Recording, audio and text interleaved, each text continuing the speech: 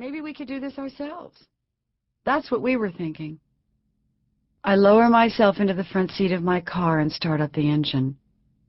Heading for home, I wonder, what on earth am I letting myself in for? Warner Brothers bravely agreed to go with our triad as the only producers attached to Private Benjamin. It was such an exciting time for all of us. We moved into our offices on the Warner Brothers lot and began to slowly build the dream team that would bring this wonderful script to the silver screen. We needed everything from a director and a cast to a cinematographer and a set designer. We needed to look at actors and set locations, costumes and line producers. All this just 6 months after I'd given birth to my perfect baby girl. I drove joyfully to our offices almost every day, packing my tiny Kate in her little car seat, her bottles and cereal in my bag, along with a few rattles and toys and her fold-up playpen. Oliver was in preschool, and his nanny looked after him when I wasn't there. It was so great having Kate cooing away in the office with us in the midst of the hustle and bustle of pre-production. Happy and fulfilled, my life seemed almost perfect. I only wished there were two of me, the Goldie that could continue to be successful at my work, and the Goldie who could be at home enjoying the domestic side of life that I also cared so deeply about. I battled with myself over these two roles constantly, trying to balance both, but somewhere deep inside, I knew that I couldn't win this one. There was never enough time in the day to accomplish my dream of having it all. The struggle of juggling all this was an enormous burden, and the guilt relentless. The icing on the cake was the slight chance that this film would be a great big fat success. But I also feared that possibility. I knew that if it was a success, the pressure that would bring on my already fragile marriage would be insurmountable. But I was on this fantasy ride, and I couldn't jump off. For one thing, it was way too much fun. And secondly, the train had already left the station. The film was a bigger, fatter success than I could ever have imagined. Not only was it the great creative collaboration of my life, but the most thrilling time in my professional career. The movie opened even better than anyone expected, and the only name above the title was mine. Everybody suddenly wanted to interview me. I made the cover of Newsweek magazine. I was touted as the Hollywood actress who broke the rules, broke box office expectations, and blazed a new trail for women in our industry. My marriage finally cracked under the pressure, and the double-edged sword of my supposed new power in Hollywood stuck in my side. I'd only feared what success could do to my home life. I hadn't considered the reaction within the industry. It was increasingly more difficult for me to be simply an actress for hire. I kept hearing things like, "But Goldie does her own films." Even though I met many wonderful, strong directors with great roles to offer, none of them hired me.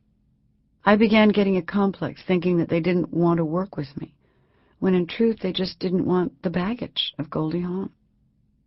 There were several fallow periods that followed, and many times I looked back and felt the bittersweet sting of Private Benjamin. Of the films I have made since then, some I've produced and some I've not. I've worked alongside some very good directors, and some not so good. I've been fearless in arguing points with studio heads that I've felt strongly about. Sometimes I was right to share my vision, and sometimes I was wrong. But my passion and commitment to my work was no longer tempered by the fear of not being liked. My tenacity and determination to be true to the person I had become was sacrosanct. I guess I came to know this about myself. For better or worse, I don't give up. The smile you get is the smile you give back.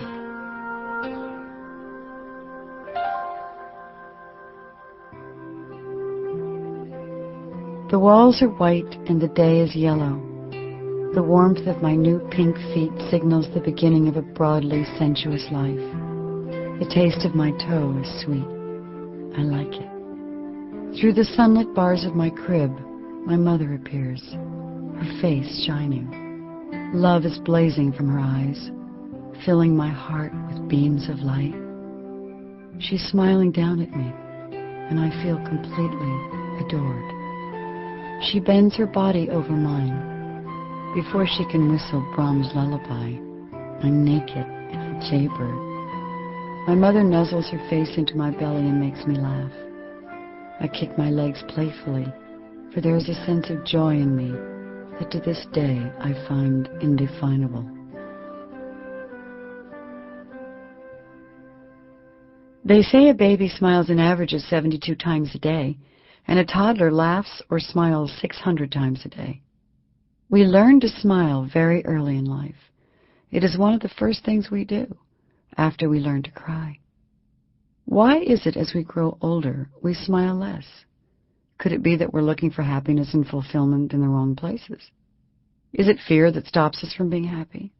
Have we forgotten how to seek those simple pleasures that brought us such joy as children, to find the spaces between our thoughts that allow these joyful memories to flood back?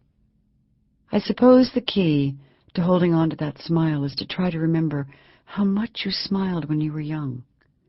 Never forget it, because that smile still lives in you, no matter how old you are.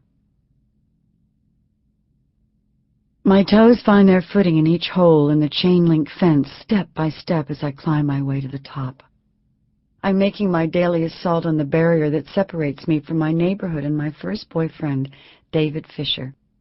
David lived a few houses away from our red brick 3-bedroom duplex on Cleveland Avenue in a suburb of Washington, D.C., called Tacoma Park. To get to his house each day after school, I have to scale this fence in the yard of my next-door neighbor. I could reach the Fisher's house the easy way, by walking around the block, but that wouldn't have been as much fun. Each afternoon when I returned home from school to my dark and silent house, greeted only by my Nixie, my pet Dalmatian, I telephoned my mom at the flower gift shop to let her know that I was home. My house always feels so empty, so lonely. "Okay, honey, I'll come and pick you up as soon as I close this door," she tells me. "Now do your homework and be a good girl for Mrs. Fisher." David has 2 sets of teeth. He has grown his second set, but his old set won't fall out, so his mouth is jam-packed. His lips can no longer meet, and no one can understand a word he says but me.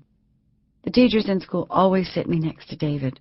I become his trusty interpreter. My mom arrives on time to pick me up after work, sporting her straight skirt and pointy high-heeled shoes.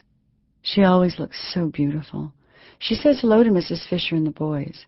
I can smell her perfume as she stands close to me, staring over my shoulder. She watches me color my elephants while David is reading his book. "Why don't you have a reading book like David, Goldie?" she asks me. I shrug my bony shoulders and carry on with my drawing. "I don't know, Mommy. Maybe it's because I'm in the purple balls." "The purple what?" "The purple balls, Mommy," I say proudly. "It's a special reading group, and it's really neat." "Why is it neat, honey?" "Because I'm the only one in it." "David, why doesn't Goldie have a reading book?" Mommy asks him when she can't get a sensible reply out of me. He mumbles something, but my mother, of course, can't understand him, so she turns to me and asks, "What did he say?" "He said, because she's too dumb."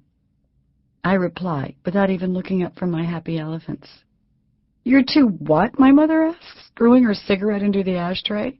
"How come I don't know this?" She gives me a strange look and helps me pack up my things. "Come on, honey. It's time to go home." The next day, Mom comes to school with me, something she rarely does.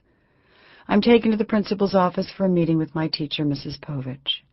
"Yes, Mrs. Hawn," Mrs. Povich confirms, "the Purple Balls is the lowest reading group in 2nd grade, I'm afraid." "It's not that your daughter doesn't try or that she isn't a good girl. She just gets easily distracted."